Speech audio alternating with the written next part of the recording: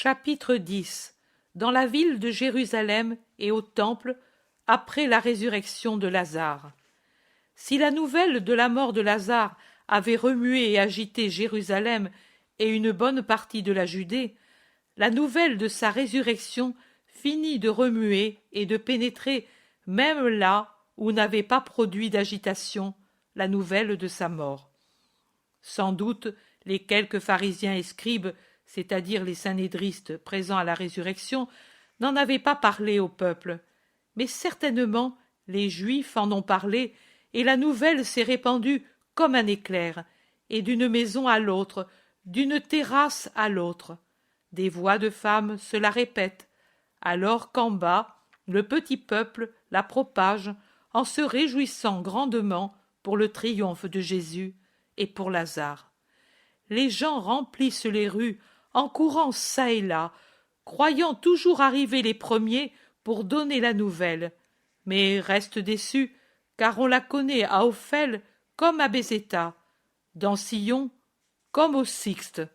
On la connaît dans les synagogues et dans les magasins, au temple et dans le palais d'Hérode. On la connaît à l'Antonia, et de l'Antonia, elle se répand dans les postes de garde, aux portes ou vice-versa. Elle emplit les palais comme les taudis. Le rabbi de Nazareth a ressuscité Lazare de Béthanie qui est mort la veille du vendredi et a été mis au tombeau avant le début du sabbat et est ressuscité à l'heure de sexte d'aujourd'hui. Les acclamations hébraïques au Christ et au Très-Haut se croisent avec celles variées des Romains. Par Jupiter, par Pollux, par Libitina, etc. Les seuls que je ne vois pas dans la foule qui parle dans les rues sont ceux du Sanhédrin. Je n'en vois pas un seul, alors que je vois Chouza et Manahan qui sortent d'un splendide palais et que j'entends Chouza qui dit « Grand, grand, j'ai envoyé tout de suite la nouvelle à Jeanne. Il est réellement Dieu. » Et Manahan lui répond « Hérode, venu de Jéricho pour présenter ses hommages au maître. » Ponce Pilate semble fou dans son palais, alors qu'Hérodiade est furieuse et le pousse à donner des ordres pour arrêter le Christ. Elle tremble de sa puissance, lui de ses remords. Il claque des dents en disant aux plus fidèles de le défendre des spectres. Il s'est enivré pour se donner du courage, et le vin lui tourne dans la tête en lui faisant voir des fantômes. Il crie que le Christ a aussi ressuscité Jean, qui lui crie maintenant aux oreilles les malédictions de Dieu. Je me suis enfui de cette géhenne. Je me suis contenté de lui dire « Lazare a été ressuscité par Jésus de Nazareth. Garde-toi de le toucher, car il est Dieu. » Je le garde dans cette peur pour qu'il ne cède pas à la volonté homicide de sa femme. Chouza dit « Moi, je devrais y aller au contraire. Je dois y aller. Mais avant, j'ai voulu passer chez Éliel et Elkana. Ils vivent à part, mais ce sont toujours de grandes voix en Israël. Et Jeanne est contente que je les honore. Et moi, une bonne protection pour toi, c'est vrai, mais jamais telle que l'amour du maître. C'est l'unique protection qui ait de la valeur. » Chouza ne réplique rien. Il réfléchit. Je les perds de vue. De Bézéta arrive en toute hâte Joseph d'Arimathie. On l'arrête. C'est un groupe d'habitants incrédules qui se demandent s'il faut croire la nouvelle, et il l'interroge. Joseph d'Arimathie répond « C'est vrai, Lazare est ressuscité, et il est guéri aussi, je l'ai vu de mes yeux. Mais alors, il est vraiment le Messie. Ses œuvres sont telles, sa vie est parfaite, c'est le temps, Satan le combat, que chacun conclut dans son cœur ce qu'est le Nazaréen, dit Joseph prudemment et aussi avec exactitude. Il salue et s'en va. Ils discutent et finissent par conclure. Il est vraiment le Messie. un légionnaire parle dans un groupe. Si je le puis, demain, je vais à Béthanie. Par Vénus et Mars, mes dieux préférés, je pourrais faire le tour de l'orbe des déserts brûlants aux terres glacées germaniques, mais me trouver là où ressuscite quelqu'un mort depuis des jours, cela ne m'arrivera plus. Je veux voir comme est quelqu'un qui revient de la mort. Il sera noirci par l'eau des fleuves d'outre-tombe. S'il était vertueux, il sera blême après avoir bu l'eau céruléenne des Champs-Élysées. Il n'y a pas de Styx là-bas. Il nous dira comment sont les prairies d'asphodèle de l'Hadès. Je viens, moi aussi. Si Ponce le veut. Oh, bien sûr qu'il le veut. Il a expédié tout de suite un courrier à Claudia pour qu'elle vienne. Claudia aime ces choses. Je l'ai entendu plus d'une fois avec les autres et avec ces affranchis grecs discuter de l'âme et de l'immortalité. Claudia croit aux Nazaréens. Pour elle, il est plus grand que tout autre homme. Oui, mais pour Valéria, il est plus qu'un homme, c'est Dieu. Une espèce de Jupiter et d'Apollon pour la puissance et la beauté, disent-elles. Et il est plus sage que Minerve. L'avez-vous vu?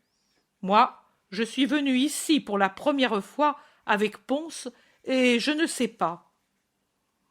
Je crois que tu es arrivé à temps pour voir beaucoup de choses. Tout à l'heure, Ponce criait d'une voix de stentor. Ici, tout doit changer. Ils doivent comprendre que c'est Rome qui commande et que tous sont asservis. Et plus ils sont grands, plus ils sont asservis, parce que plus dangereux. Je crois que c'est à cause de cette tablette qui lui avait été apportée par le serviteur d'Anna. Bien sûr, il ne veut pas les écouter, et il nous change tous, car il ne veut pas d'amitié entre nous et eux. Quelqu'un, en riant malicieusement, dit « Entre nous et eux, avec ceux au gros nez qui sentent mauvais ?» Ponce digère mal la trop grande quantité de porc qu'il mange, à moins qu'il ne s'agisse de l'amitié avec quelques femmes qui ne dédaignent pas de baiser des bouches rasées. C'est un fait que depuis les troubles des tabernacles, il a demandé et obtenu le changement de toutes les troupes et qu'il nous faut partir. C'est vrai, on a déjà signalé à Césarée l'arrivée de la galère qui transporte Longin et sa centurie. De nouveaux gradés, de nouvelles troupes, et tout cela à cause de ces crocodiles du temple. J'étais bien ici. Celui qui vient d'arriver en Palestine dit « Moi, j'étais mieux à Brindisi, mais je m'habituerai. » Ils s'éloignent, eux aussi. Des gardes du temple passent avec des tablettes de cire. Les gens les observent et disent « Le Sanhédrin se réunit d'urgence. Que veulent-ils faire ?» Quelqu'un répond « Montons au temple et voyons. » Ils se dirigent vers la rue qui va au Moria. Le soleil disparaît derrière les maisons de Sion et les monts de l'Occident. Le soir tombe et va bientôt débarrasser les rues des curieux. Ceux qui sont montés au temple en descendent fâchés parce qu'on les a chassés même des portes où ils s'étaient attardés pour voir passer les synhédristes. L'intérieur du temple, vide, désert, enveloppé par la lumière de la lune, paraît immense. Les synhédristes se rassemblent lentement dans la salle du Sanhédrin. Ils y sont tous, comme pour la condamnation de Jésus. Pourtant, ne s'y trouvent pas ceux qui alors faisaient office de greffiers. Il n'y a que les synhédristes, en partie à leur place, en partie en groupe près des portes. Caïphe entre avec sa figure et son corps de crapaud obèse et méchant, et il va à sa place. Il commence de suite à discuter sur les faits survenus, et il se passionne tellement pour la chose que bientôt la séance devient animée. Ils quittent leur place, descendent dans l'espace vide en gesticulant et en parlant à haute voix. Quelques-uns conseillent le calme et de bien réfléchir avant de prendre des décisions. D'autres répliquent: mais n'avez-vous pas entendu ceux qui sont venus ici après None? Si nous perdons les Juifs les plus influents, à quoi nous sert alors d'accumuler les accusations? Plus il vit, et moins on nous croira si nous l'accusons. Et ce fait, on ne peut le nier. On ne peut dire aux gens nombreux qui étaient là: vous avez mal vu, c'est une illusion, vous étiez ivres. Le mort était mort, putréfié, décomposé. Il avait été déposé dans un tombeau fermé, et le tombeau était bien muré. Le mort était sous les bandelettes et les baumes depuis plusieurs jours. Le mort était lié, et pourtant il est sorti de sa place, il est venu de lui-même sans marcher jusqu'à l'ouverture.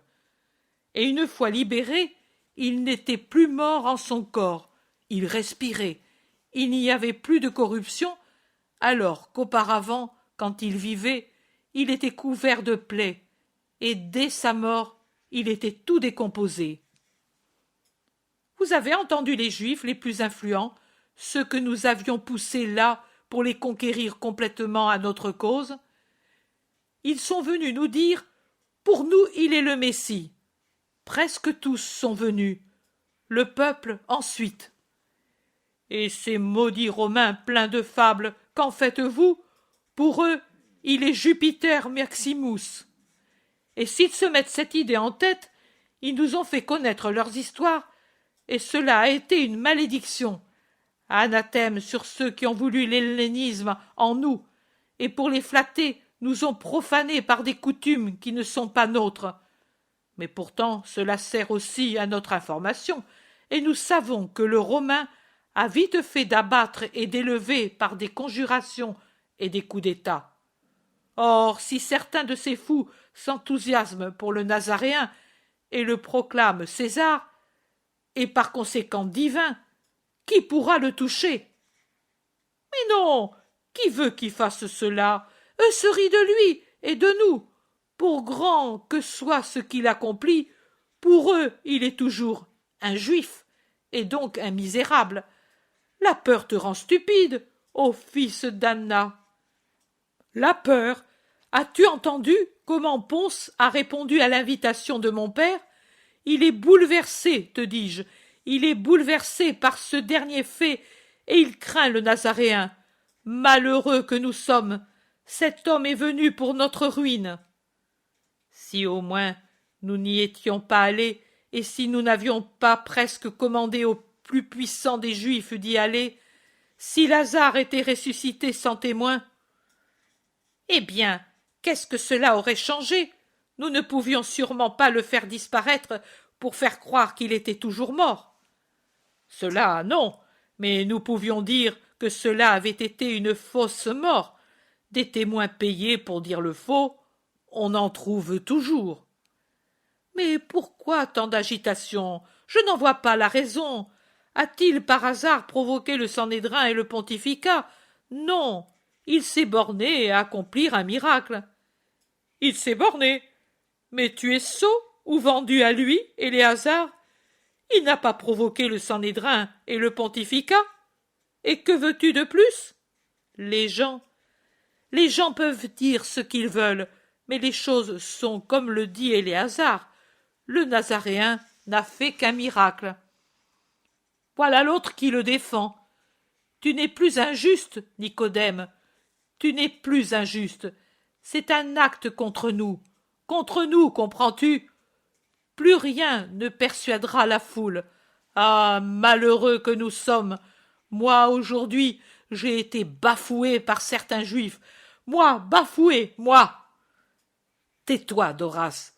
Tu n'es qu'un homme, mais c'est l'idée qui est frappée. Nos lois, nos prérogatives. Tu parles bien, Simon, et il faut les défendre. Mais comment? En attaquant, en détruisant les siennes. C'est vite dit, Sadoc, mais comment les détruis-tu si de toi-même tu ne sais pas faire revivre un moucheron? Ici, il nous faudrait un miracle plus grand que le sien, mais aucun de nous ne peut le faire parce que celui qui parle ne sait pas dire pourquoi. Joseph d'Arimathie termine la phrase. Parce que nous sommes des hommes, seulement des hommes. Il se jette sur lui en demandant. Et lui, qui est-il alors? L'homme d'Arimathie répond avec assurance. Il est Dieu. Si j'avais encore des doutes. Mais tu n'en avais pas. Nous le savons, Joseph, nous le savons. Dis-le donc ouvertement que tu l'aimes. Gamaliel dit. Il n'y a rien de mal que Joseph l'aime. Moi-même, je le reconnais pour le plus grand rabbi d'Israël. C'est toi, Gamaliel, qui dis cela? Gamaliel répond. Je le dis, et je m'honore d'être détrôné par lui.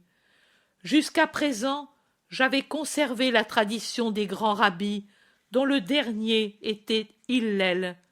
Mais, après moi, je n'aurais pas su qui pouvait recueillir la sagesse des siècles. Maintenant, je m'en vais content, parce que je sais qu'elle ne mourra pas, mais au contraire, deviendra plus grande, parce qu'elle sera accrue de la sienne, à laquelle est certainement présent l'Esprit de Dieu. Mais que dis-tu, Gamaliel? La vérité, ce n'est pas en se fermant les yeux que l'on peut ignorer ce que nous sommes.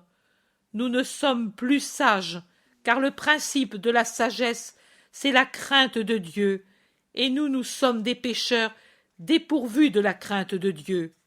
Si nous avions cette crainte, nous ne piétinerions pas le juste, et nous n'aurions pas la sotte avidité des richesses du monde. Dieu donne, et Dieu enlève selon les mérites et les démérites. Et si maintenant Dieu nous enlève ce qu'il nous avait donné pour le donner à d'autres, qu'il soit béni, car saint est le Seigneur, et saintes sont toutes ses actions. Mais nous parlions de miracles, et nous voulions dire que personne de nous ne peut les faire, parce que Satan n'est pas avec nous. Non, parce que Dieu n'est pas avec nous. Moïse sépara les eaux et ouvrit le rocher. Josué arrêta le soleil.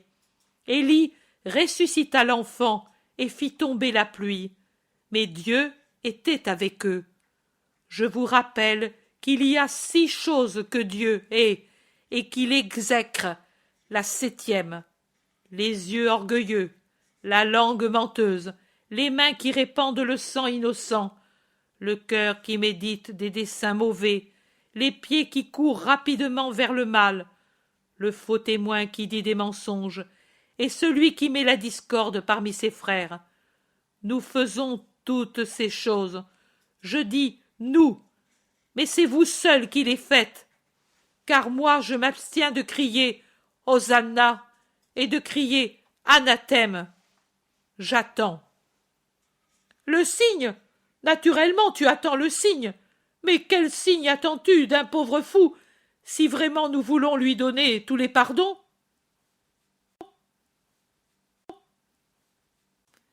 Gamaliel lève les mains et, les bras en avant, les yeux fermés, la tête légèrement inclinée, hiératique, d'autant plus qu'il parle lentement et d'une voix lointaine. J'ai interrogé anxieusement le Seigneur pour qu'il m'indiquât la vérité, et lui a éclairé pour moi les paroles de Jésus, fils de Sirac, celles-ci.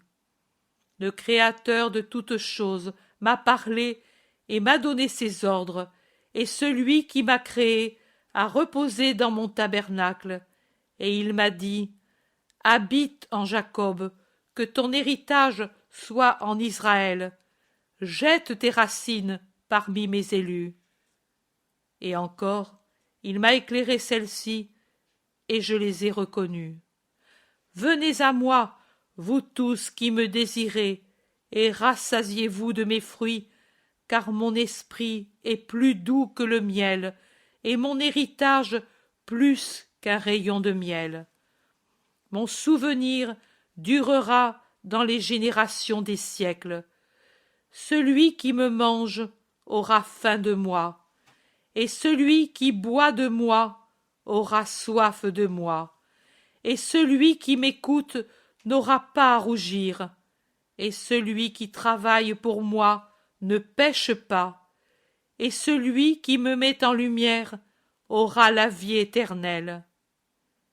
Et la lumière de Dieu s'accrut en mon esprit alors que mes yeux lisaient ces paroles. Ce sont toutes ces choses que contient le livre de la vie, le testament du Très-Haut, la doctrine de la vérité. Dieu a promis à David de faire naître de lui le roi très-puissant qui doit rester assis éternellement sur le trône de la gloire.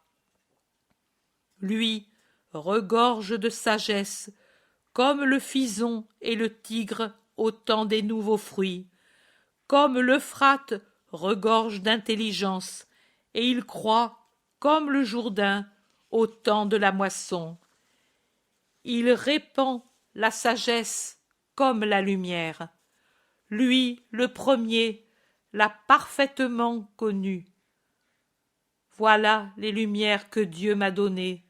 Mais hélas, que dis-je?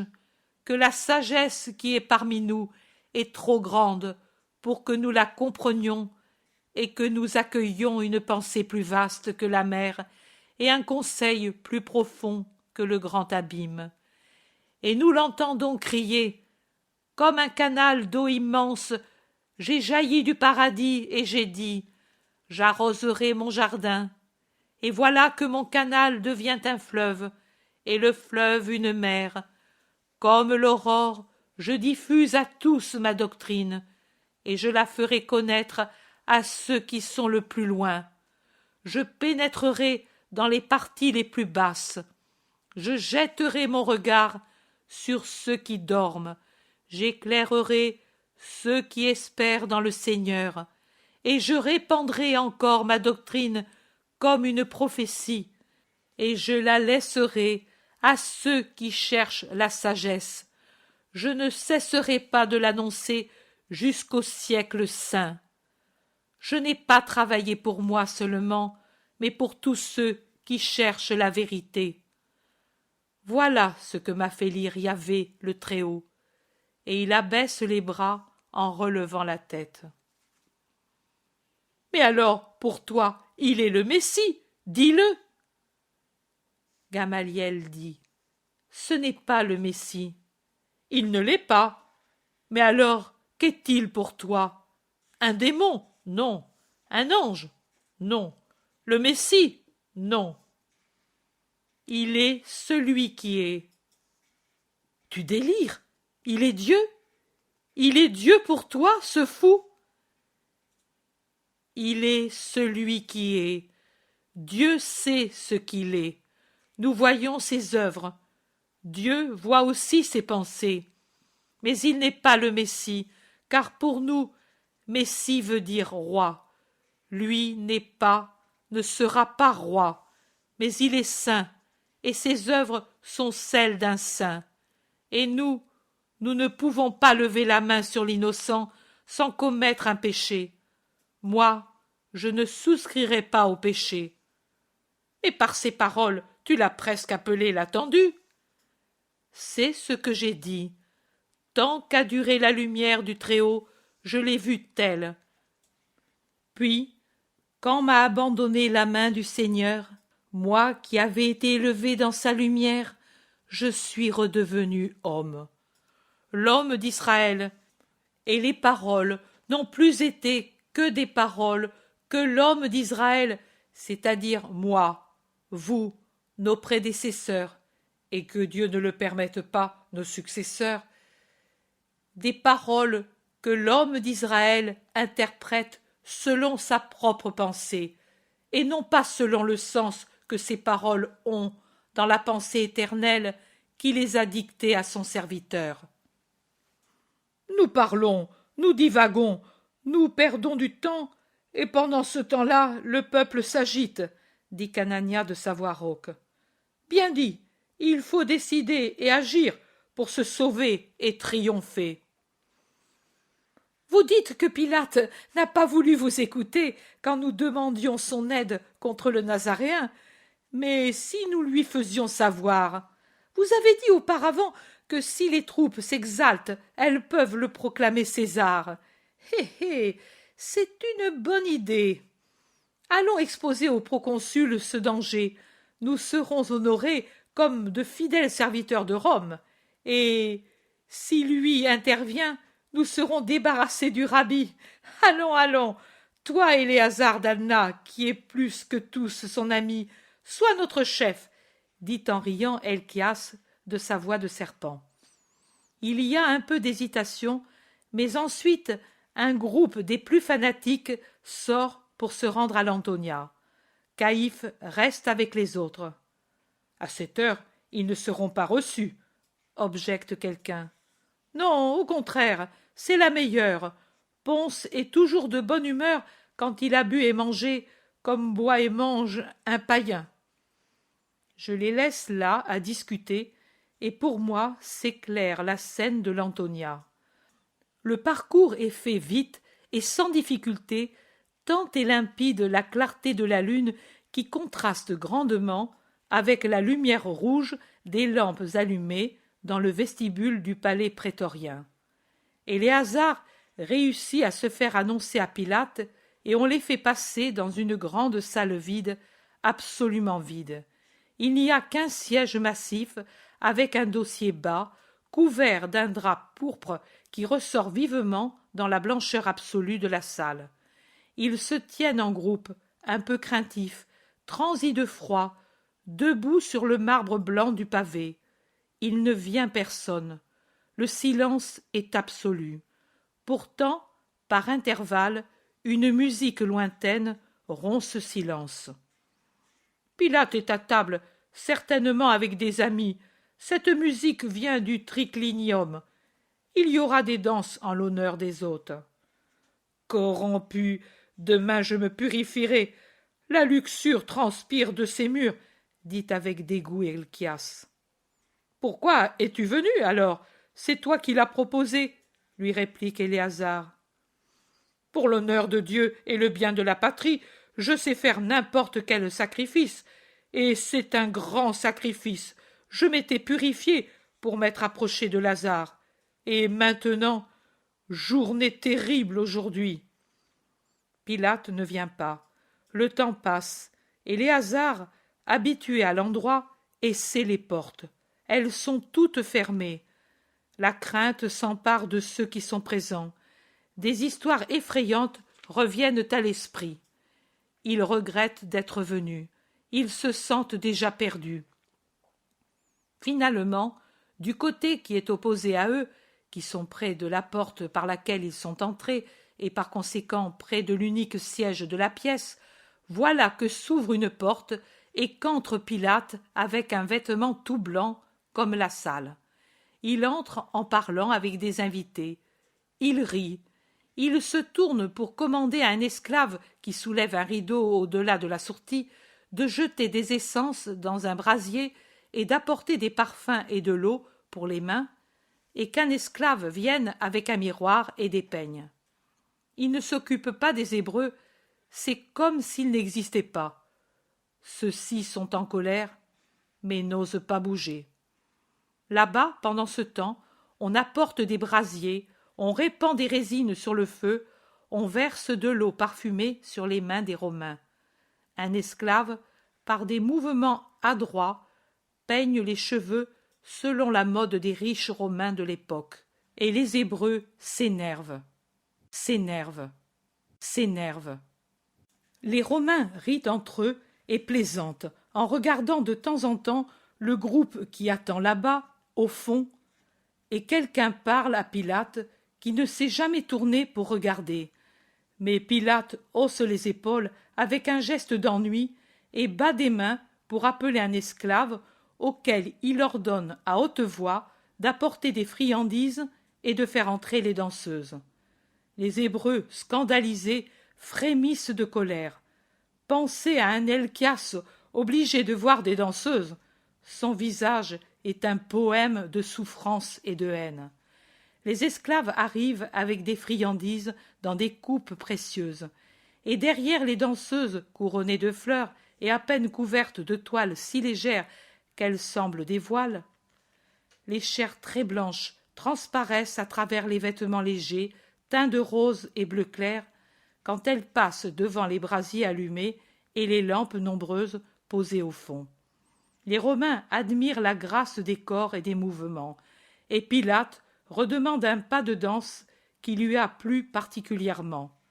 Helcias, imité par ses compagnons, se tourne indigné contre le mur pour ne pas voir les danseuses voler comme des papillons dans un balancement d'habits inconvenants. Une fois finie la courte danse, Pilate les congédie en mettant dans la main de chacune une coupe remplie de friandises où il jette nonchalamment un bracelet.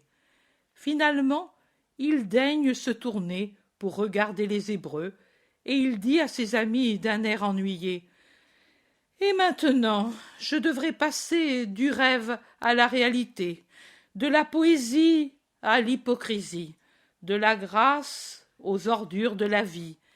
Misère d'être proconsul. Salut, amis, et ayez compassion de moi. » Il reste seul, et lentement il s'approche des Hébreux. Il s'assoit, observe ses mains bien soignées et découvre sous un ongle quelque chose qui ne va pas. Il s'en occupe et s'en préoccupe en sortant de son vêtement une fine baguette d'or avec laquelle il remédie au grand dommage d'un ongle imparfait. Puis il fait la grâce de tourner lentement la tête.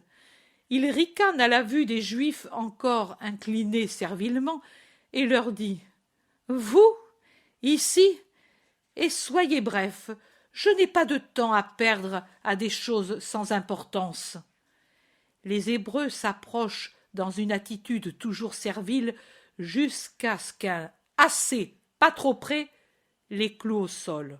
« Parlez et redressez-vous. Il ne convient qu'à des animaux de rester courbés vers le sol. » Et il rit. Les Hébreux se redressent sous le mépris et se tiennent plastronnants. « Donc, parlez. Vous avez voulu absolument venir. Maintenant que vous êtes ici, parlez. » « Nous voulions te dire, pour autant que nous sachions, nous sommes des serviteurs fidèles de Rome. »« Ah, ah, ah, des serviteurs fidèles de Rome, je le ferai savoir au divin César, et il en sera heureux, il sera heureux. Parlez, farceurs, et faites vite. » Les sanédristes trépignent, mais ne réagissent pas. Helcias prend la parole au nom de tous. « Tu dois savoir, ô Ponce, qu'aujourd'hui, à Béthanie, un homme a été ressuscité. »« Je le sais, c'est pour me dire cela que vous êtes venu. Je le savais déjà depuis plusieurs heures. Il a de la chance de savoir déjà ce que c'est que mourir et ce que c'est que l'autre monde. Et que puis-je y faire si Lazare de Théophile est ressuscité? Peut-être il m'a apporté un message de l'Hadès. » Il est ironique. « Non, mais sa résurrection est un danger. » « Pour lui? Certainement, le danger de devoir mourir de nouveau. Opération peu agréable. Eh bien, que puis-je y faire? Suis-je Jupiter, moi? Un danger non pour Lazare, mais pour César. Pour dominer? Mais peut-être ai-je bu? Vous avez dit pour César? Et en quoi Lazare peut-il nuire à César? Vous craignez peut-être que la puanteur de son tombeau puisse corrompre l'air que respire l'impérator? Rassurez-vous, c'est trop loin. Ce n'est pas cela, c'est que Lazare, en ressuscitant, peut faire détrôner l'impérator. Détrôner? C'est plus grand que le monde. Mais alors, ce n'est pas moi qui suis ivre, mais vous. peut-être l'épouvante vous a bouleversé l'esprit, voire ressuscité. Je crois que cela peut troubler. Allez, allez au lit, un bon repos et un bain chaud, bien chaud, salutaire contre les délires. Nous ne délirons pas, Ponce, nous te disons que si tu n'y mets pas bon ordre, tu passeras de tristes heures, tu seras certainement puni, si même tu n'es pas tué par l'usurpateur. D'ici peu, le Nazaréen sera proclamé roi, roi du monde, comprends-tu? Les légionnaires eux-mêmes le feront. Ils sont séduits par le Nazaréen, et l'événement d'aujourd'hui les a exaltés. Quel serviteur de Rome es-tu si tu ne te préoccupes pas de sa paix? Veux-tu donc voir l'Empire bouleversé et divisé à cause de ton inertie? Veux-tu voir Rome vaincue et les enseignes abattues, l'impérator tué, tout détruit? Pilate ordonne. Silence, c'est moi qui parle, et je vous dis, vous êtes des fous. Davantage encore, vous êtes des menteurs, vous êtes des malandrins, vous mériteriez la mort. Sortez d'ici, hideux serviteurs de vos intérêts, de votre haine, de votre bassesse. Vous êtes esclaves, pas moi. Je suis citoyen romain, et les citoyens romains ne sont assujettis à personne. Je suis le fonctionnaire impérial, et je travaille pour les intérêts de la patrie. Vous, vous êtes les sujets.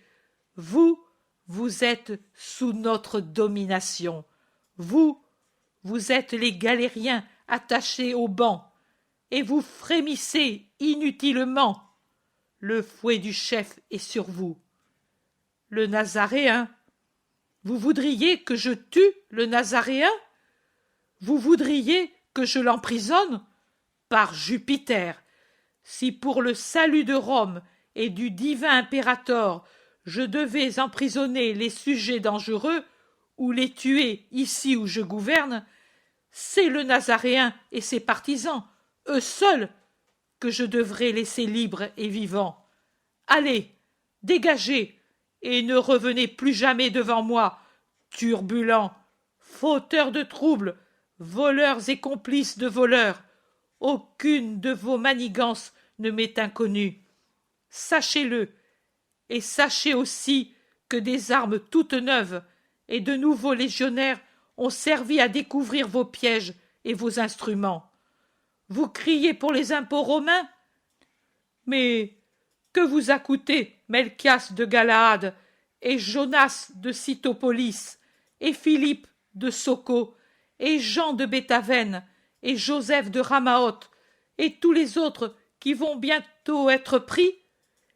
Et n'allez pas près des grottes de la vallée, car il s'y trouve plus de légionnaires que de pierres, et les lois et la galère sont les mêmes pour tous, vous comprenez? Pour tous. Et j'espère vivre assez pour vous voir tous enchaînés, esclaves parmi les esclaves, sous le talon de Rome. Sortez, allez, et rapportez ma réponse. Même toi, Éléazar d'Anna, que je ne veux plus voir dans ma maison, car le temps de la clémence est fini, car moi je suis le proconsul, et vous les sujets. Les sujets, c'est moi qui commande au nom de Rome. Sortez, serpents de nuit, vampires. Et le Nazaréen veut vous racheter? S'il était Dieu, il devrait vous foudroyer, et du monde serait disparue la tâche la plus dégoûtante. Dehors, et n'osez pas faire de conjuration, ou vous connaîtrez le glaive et le fouet. Il se lève et s'en va en claquant la porte devant les synédristes interdits qui n'ont pas le temps de se remettre, car un détachement en armes les chasse hors de la salle et du palais comme des chiens. Ils reviennent à la salle du Sanhédrin. Ils racontent. L'agitation est à son comble. La nouvelle de l'arrestation de plusieurs voleurs et des battus dans les grottes pour prendre les autres trouble fortement tous ceux qui sont restés. car plusieurs, lassés d'attendre, s'en sont allés. « Et pourtant, nous ne pouvons pas le laisser vivre !» crient des prêtres. Sadoc crie: « Nous ne pouvons pas le laisser faire, lui agit. Nous ne faisons rien, et jour après jour, nous perdons du terrain. Si nous le laissons libre encore, il continuera de faire des miracles, et tous croiront en lui. Et les Romains finiront par être contre nous, et nous détruire complètement. Ponce parle ainsi, mais si la foule le proclamait roi, oh, alors Ponce a le devoir de nous punir, tous. Nous ne devons pas le permettre. » C'est bien, mais comment? La voie légale romaine a failli. Ponce est sûr du Nazaréen. Notre voie légale est rendue impossible. Lui ne pêche pas. Caïphe insinue: on invente la faute si elle n'existe pas. Mais c'est un péché de faire cela, jurer ce qui est faux, faire condamner un innocent. C'est trop, disent la plupart avec horreur. C'est un crime, car ce sera la mort pour lui. Eh bien, cela vous effraie? Vous êtes des sots et n'y comprenez rien. Après ce qui est arrivé, Jésus doit mourir. Vous ne réfléchissez pas, vous tous, qu'il vaut mieux qu'il meure un homme plutôt qu'un grand nombre? Par conséquent, que lui meure pour sauver son peuple, pour que ne périsse pas toute la nation. Du reste, lui dit qu'il est le sauveur. Qu'il se sacrifie donc pour sauver tout le monde, dit Caïphe, odieux par sa haine froide et astucieuse. Mais Caïphe réfléchit, lui. J'ai parlé. L'esprit du Seigneur est sur moi, le grand prêtre. Malheur à qui ne respecte pas le pontife d'Israël. Les foudres de Dieu sur lui. C'est assez attendu. C'est assez discuté. J'ordonne et décrète que quiconque sait où se trouve le Nazaréen vienne dénoncer l'endroit, et anathème sur qui n'obéira pas à ma parole. Mais Anna, objectent certains, Anna m'a dit: tout ce que tu feras sera saint. Levons la séance. Vendredi, entre tierce et sexte, tous ici pour délibérer. J'ai dit tous. Faites-le savoir aux absents, et que soient convoqués tous les chefs de famille et de classe, toute l'élite d'Israël. Le Sanhédrin a parlé. Allez. Il se retire le premier, là d'où il était venu, alors que les autres prennent d'autres directions, et ils sortent du temple en parlant à voix basse pour rentrer chez eux.